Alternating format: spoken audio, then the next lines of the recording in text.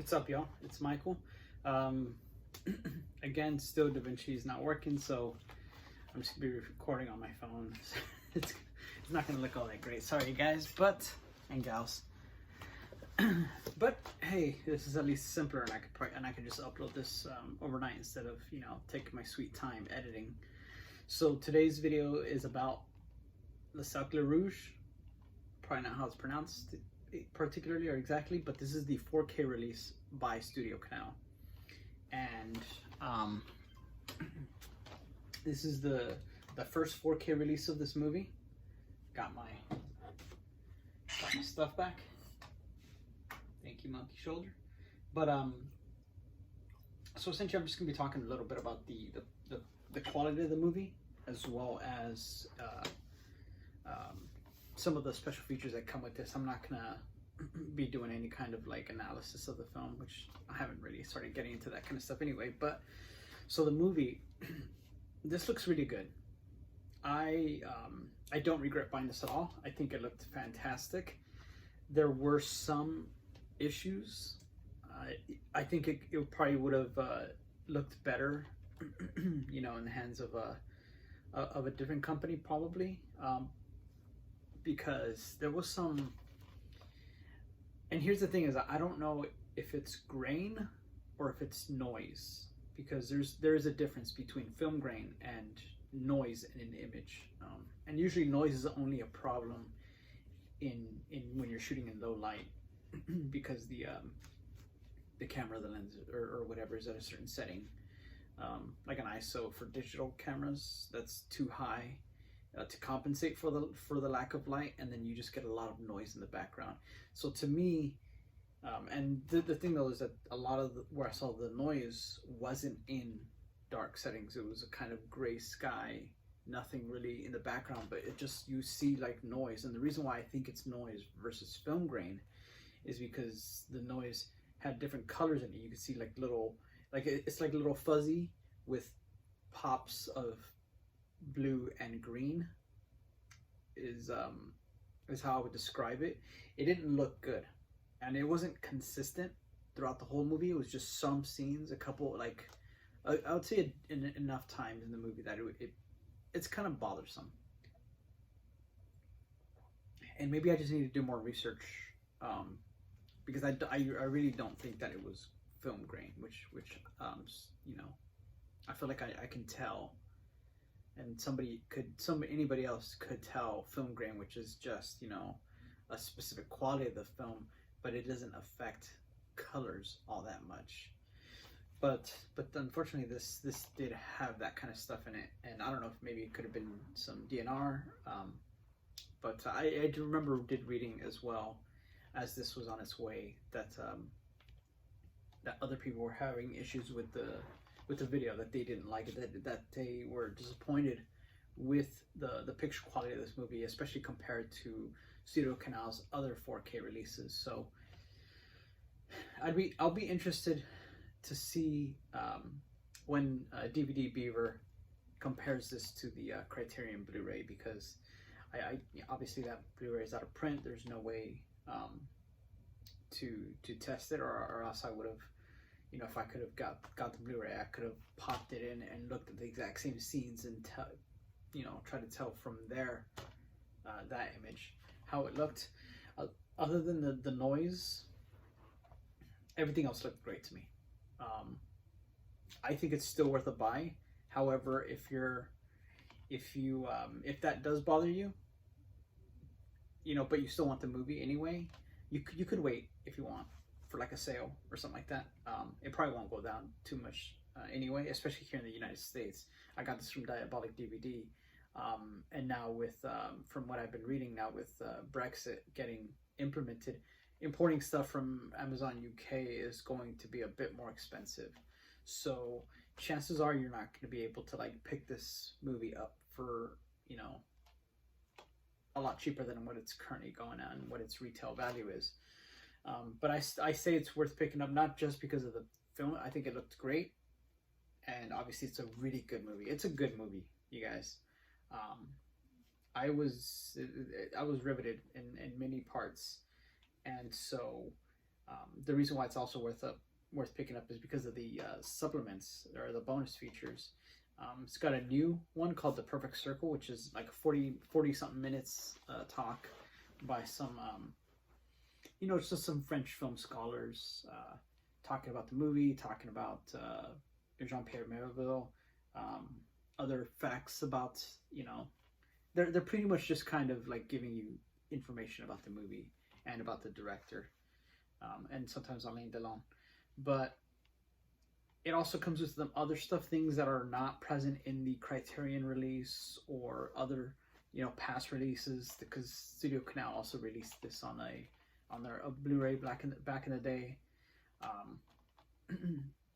Unfortunately, this doesn't come with a commentary, which, I think every release should always come with a commentary.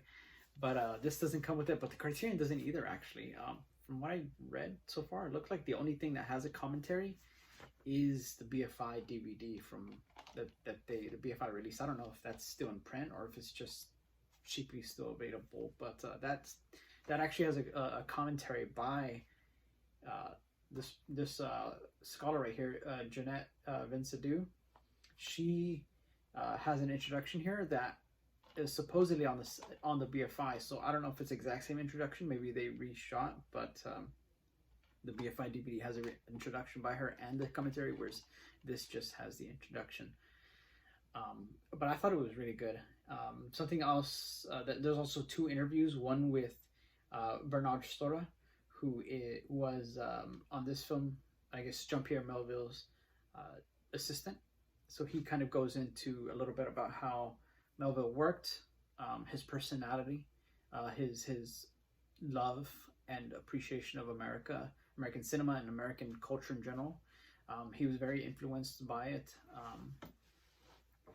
and he just gives you little stuff like that, like how he was influenced by it, but he still had a lot of French,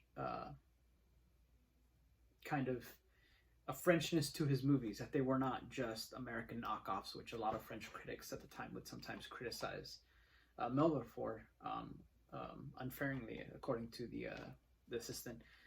But that he also goes into a little bit about the difficulty that Melville had with just his personalities. He was at times kind of a bully to some people, or very cold in some ways. He was not a particularly warm person, except for to animals, and apparently that warmth also is missing from a lot of his movies. So I get the same impression, kind of, that his movies will leave you cold. Yeah, and I definitely saw that in this movie. It was there is no emotion except perhaps essentially just fear, and then just stoicism throughout. And so apparently a lot of Melville's work is like that. And then there's also the interview with Jose Giovanni, who's I believe the writer of this. Let me check real quick.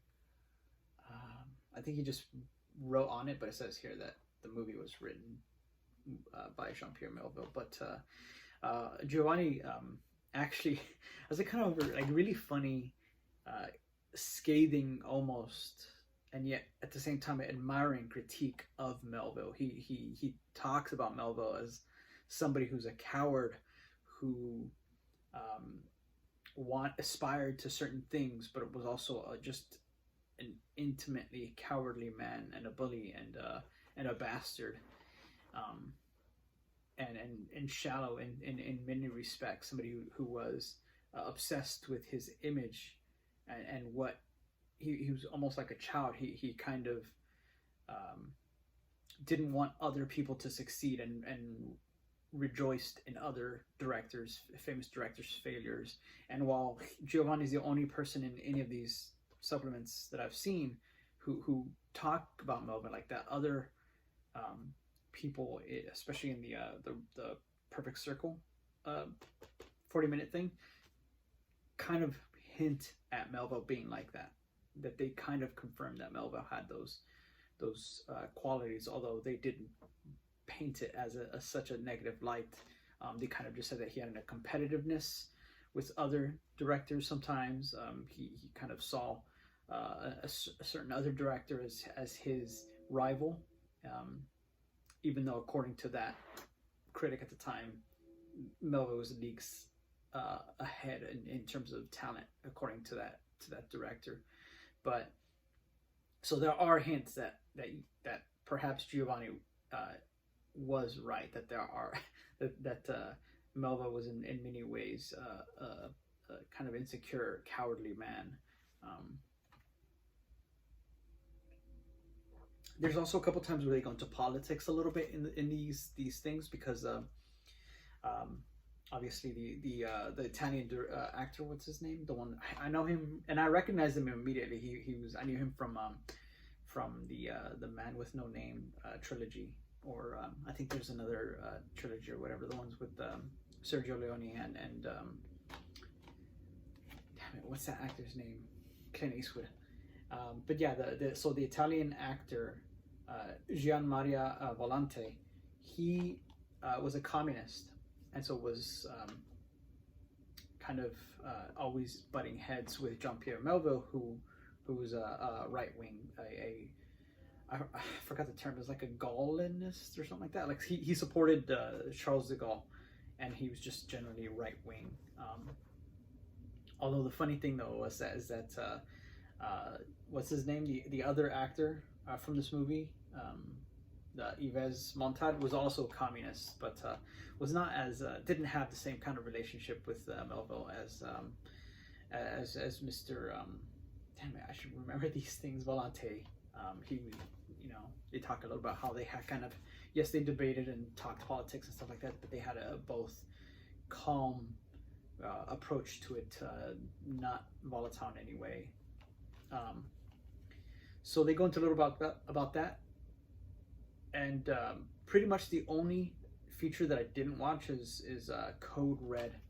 I think it's called, or Code Melville, something like that. It's like an hour or something long documentary about Melville specifically. It's not as far as I know, it's not about the Cerce Rouge. It's about Melville. So and it was an hour long, and I just want to get this video out there. So I will be watching it, of course, especially because I do intend to get more into Melville, and so I was impressed. He's definitely he was billed as a control freak, just somebody who spent half a day with Alain Delon just on adjusting a hat, on getting him to act and tweak and do things just a specific way. Not on this movie, on Le Samurai, but that's the kind of director he was. And I see some similarities. They didn't mention it, but I saw some similarities to why do I always not have these directors at the tip of my tongue? Hitchcock. And so that both are famous for not enjoying the actual process of shooting, but for different reasons. Hitchcock storyboarded so much that actually shooting was just routine. Just get whatever it is that you already planned and then put it together. Whereas Jean-Pierre Melville, especially because he was such a night owl and was miserable, during the day, was really more about the editing. And to him, he was the kind of person who to him, filmmaking wasn't the pre-production and wasn't the production side. Filmmaking is cutting, editing together, putting the images and all that together. That's what filmmaking is about. And he's definitely right in a lot of respects in that way, but that's essentially what he was interested in, what he was mostly about. And so in that regard, he's, to me at least, he reminds me of Hitchcock. And then they do, one director that they do compare him to a little bit is John Ford.